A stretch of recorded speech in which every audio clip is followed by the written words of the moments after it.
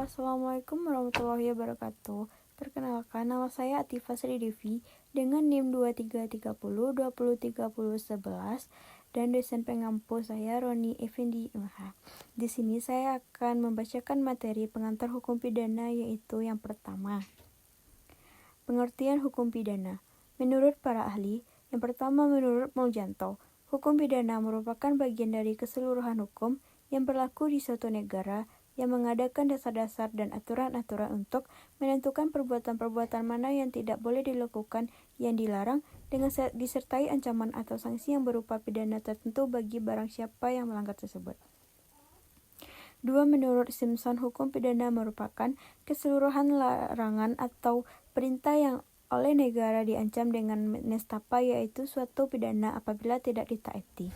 Keseluruhan peraturan yang menetapkan syarat-syarat untuk menjatuhkan pidana dan keseluruhan ketentuan yang memberikan dasar untuk penjatuhan dan penerapan pidana. 3.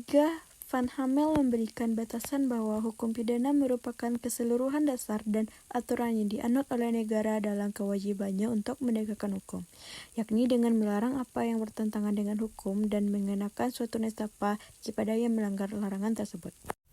Yang kedua yaitu tempat dan sifat hukum pidana.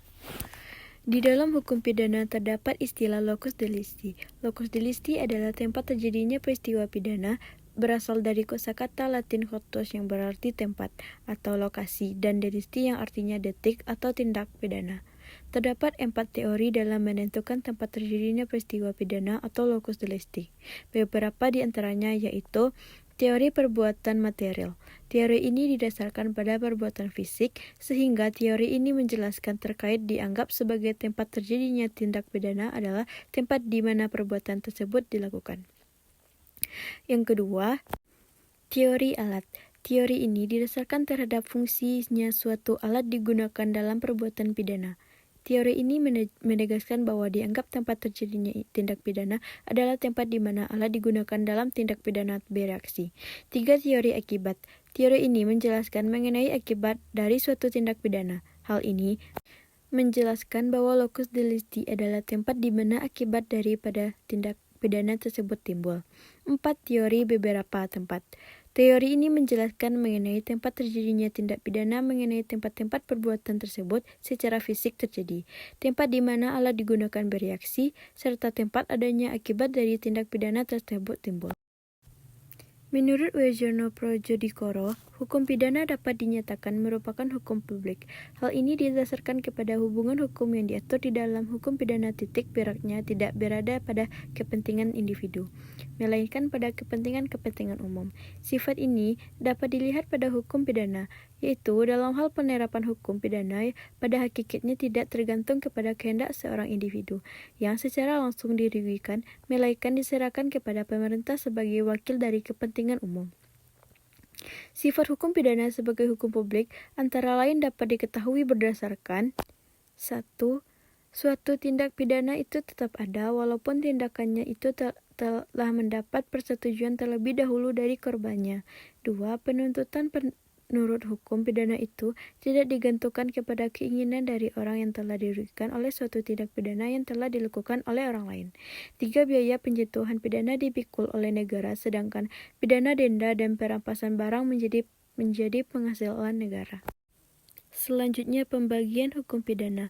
Yang pertama, hukum pidana material dan hukum pidana formil.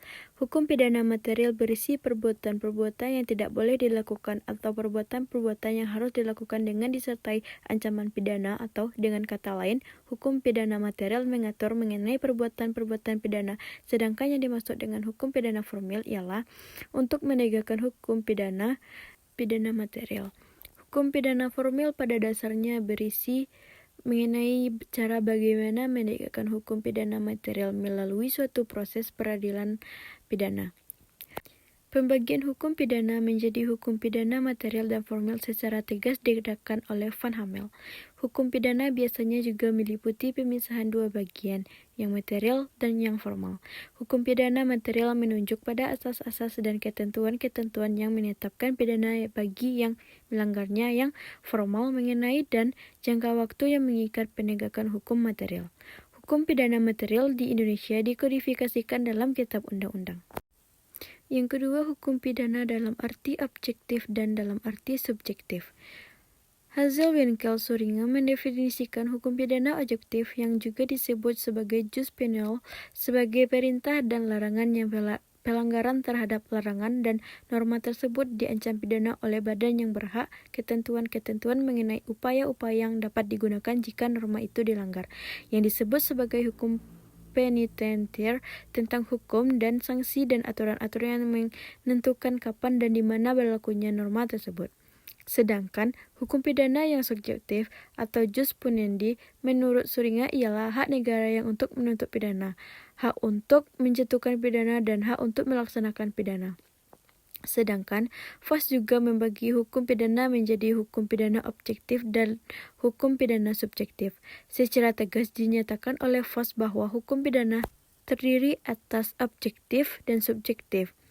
Jus penal ialah aturan-aturan objektif, yakni aturan hukum pidana. Hukum pidana material mengatur keadaan yang timbul dan tidak sesuai dengan hukum serta hukum acara beserta sanksi. Siapa dan bagaimana pidana dijatuhkan. Sedangkan hukum pidana subjektif atau jus punendi masih menurut FOS ialah hak subjektif penguasa terhadap melaksanakan. Berdasarkan uraian tersebut dapat disimpulkan bahwa hukum perbuatan-perbuatan yang dilarang dan formil hukum pidana sepanjang menyangkut acara pengenaan pidana tersebut. Sedangkan hukum pidana subjektif terkait hak negara untuk melaksanakan kewenangan terhadap orang yang telah melakukan suatu tindak pidana. 3. Hukum pidana umum dan hukum pidana khusus. Hukum pidana umum. Hukum pidana umum adalah hukum pidana yang mengatur tentang perbuatan-perbuatan yang dilarang oleh negara secara umum, seperti pembunuhan, pencurian, dan penipuan. Hukum pidana umum biasanya diatur dalam Kitab Undang-Undang Hukum Pidana atau KUHP suatu negara. Contoh perbuatan yang diatur dalam hukum pidana umum yaitu pembunuhan pasal 338 KUHP, pencurian pasal 362 KUHP, penipuan pasal 378 KUHP. 2. Hukum pidana khusus. Hukum pidana khusus adalah hukum pidana yang mengatur tentang perbuatan-perbuatan yang dilarang oleh negara dalam bidang tertentu, seperti hukum pidana ekonomi, hukum pidana lingkungan, atau hukum pidana kesehatan. Hukum pidana khusus biasanya diatur dalam undang-undang khusus yang mengatur bidang tersebut. Contoh perbuatan yang diatur dalam hukum pidana khusus yaitu tindak pidana korupsi, Undang-Undang Nomor 31 Tahun 1999, tindak pidana lingkungan, Undang-Undang Nomor 32 Tahun 2009, dan tindak pidana kesehatan, Undang-Undang Nomor 36 Tahun 2009. Dalam prakteknya, hukum pidana umum dan hukum pidana khusus seringkali berisikan dan saling melengkapi.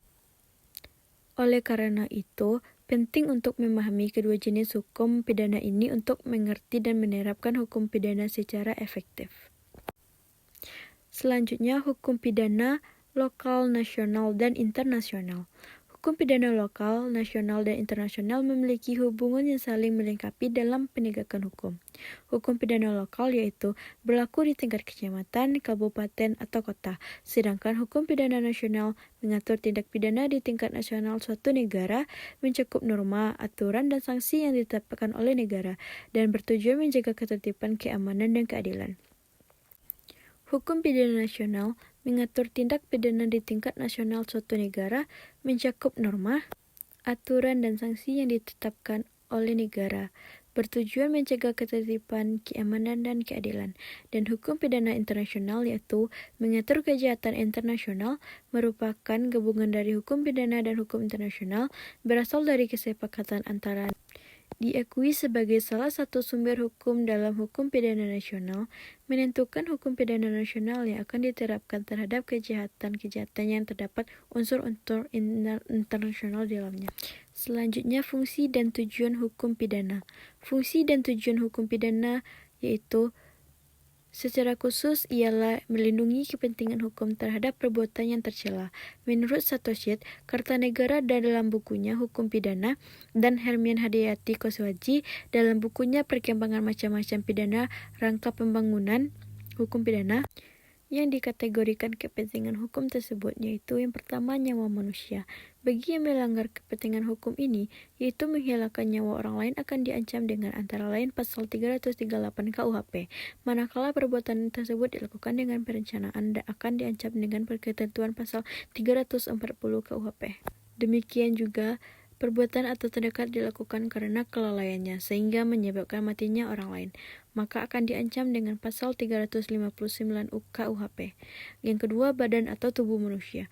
Ancaman pidana bagi barang siapa yang melakukan perbuatan atau tindakan yang dapat membahayakan badan atau tubuh orang lain akan diancam antara lain dengan pasal 351 KUHP. Tujuan hukum pidana yang pertama, untuk menakuti orang jangan sampai melakukan kejahatan, baik yang ditujukan menakuti orang yang banyak, menakuti orang tertentu yang sudah menjalankan kejahatan agar di kemudian hari tidak melakukan kejahatan lagi.